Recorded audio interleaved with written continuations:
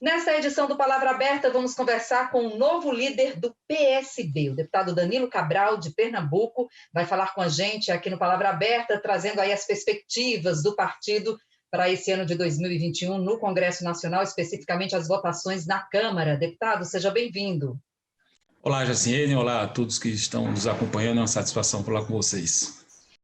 Deputado, muitos assuntos importantes aí para serem deliberados pelo Congresso Nacional, especialmente aí o combate a essa crise sanitária, né, que assola o Brasil, vamos dizer assim, há um ano já sofrendo aí com a pandemia e muitos assuntos ainda que precisam ser deliberados, inclusive sobre a compra de vacinas, né, deputado? Quais são as prioridades do PSB? Qual é a luta do PSB agora para esse início aí de ano legislativo?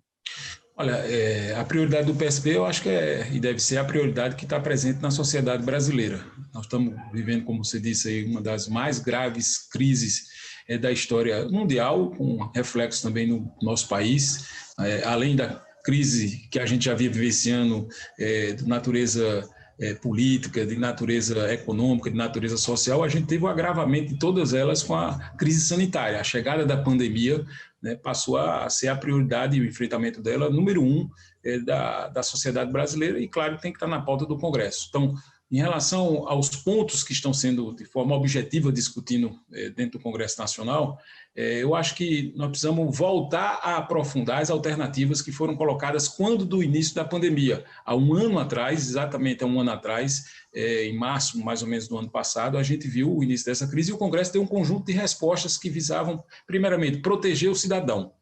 Existe um conjunto maior de pessoas que estão em situação de vulnerabilidade social em função dos impedimentos até do isolamento que estão impostos. Então, proteger o cidadão nesse primeiro momento enfim, a prioridade número um. Nesse debate, a questão do auxílio emergencial, né, que desde janeiro foi a última parcela a ser paga e a gente tinha 70 milhões de brasileiros que estavam recebendo esse auxílio emergencial e que hoje não têm condições de botar um prato de comida dentro de casa. Deputado, o que o PSB defende com relação ao auxílio emergencial? Olha, a nossa posição é de prorrogação do auxílio emergencial, primeiro, enquanto durar o estado de calamidade, porque essa é uma indefinição, a gente não sabe até quando nós vamos vivenciar essa situação, mas no mínimo até o meio do ano, até junho deste ano, o que nós defendemos é a prorrogação e pelo valor que vinha sendo pago desde o início, quando foi concebido, os R$600. Quando ele foi aprovado lá atrás, foi 600, o governo reduziu para 300, isso diminuiu a proteção social e prejudicou a própria economia, porque o auxílio emergencial ele serve para garantir a dignidade das pessoas, mas também são recursos que movimentam a economia brasileira. Então, o PSB defende a prorrogação do auxílio emergencial de R$600 até o final de junho, no mínimo.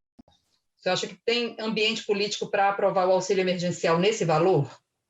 Nós vamos lutar para isso. O governo apresentou mais uma vez, da mesma forma quando da primeira iniciativa, vamos relembrar, já sendo que lá atrás, quando ele foi criado, o governo estava propondo apenas R$200. Foi o Congresso Nacional que aperfeiçoou a proposta, ampliou o universo de beneficiários e aumentou para R$600.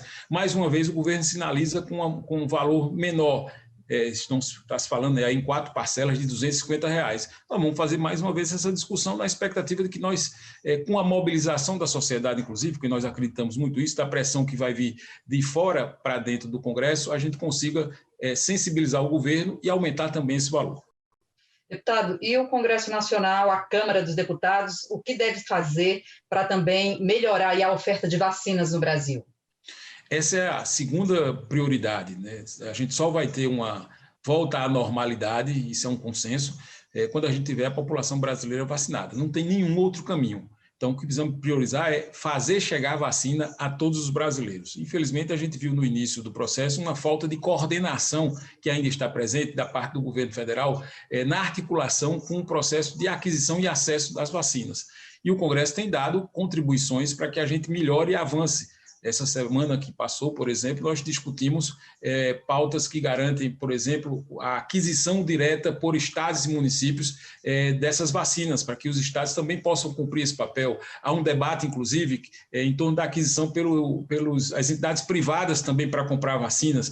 Nós defendemos que o privado só tenha acesso à vacina depois que a gente garanta que a população, os grupos prioritários, sejam vacinados, para que a gente não tenha, a partir do poder aquisitivo, gente furando fila em função da sua condição social. Ou seja, existe uma pauta que também está posta dentro do Congresso de acelerar e desburocratizar o acesso à vacina. Vários laboratórios no mundo estão já fabricando essa vacina, o Congresso já contribuiu no sentido de reduzir os prazos para que a Anvisa homologue essas decisões, ou seja, são medidas que ajudam os entes da federação a acelerar o acesso e a distribuição dessas vacinas. Qual é a expectativa nossa?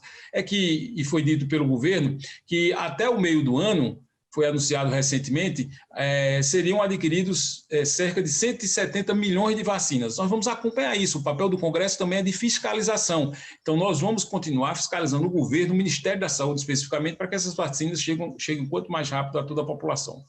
Nós estamos conversando nesta edição do Palavra Aberta com o deputado Danilo Cabral, novo líder do PSB na Câmara. Deputado, um outro assunto sensível é privatização da Eletrobras. Como é que o partido se posiciona em relação a esse assunto?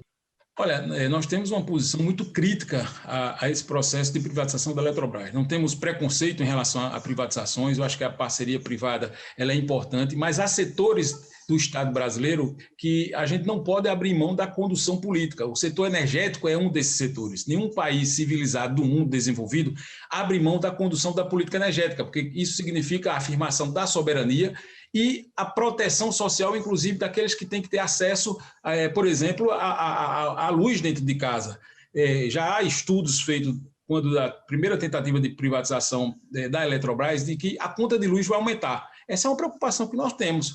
A ANEEL dizia lá atrás que se privatizasse a Eletrobras, a gente ia aumentar a conta de luz em 16%. Ora, no momento que a gente está vivendo agora, mais grave, inclusive, do que o ano passado, não podemos permitir isso. Isso tem consequências também nos estados e nas regiões. Por exemplo, aqui no Nordeste, eu sou presidente da Frente Parlamentar em Defesa da Chesf, que é uma subsidiária da Eletrobras. O principal ativo da Chesf é o Rio São Francisco.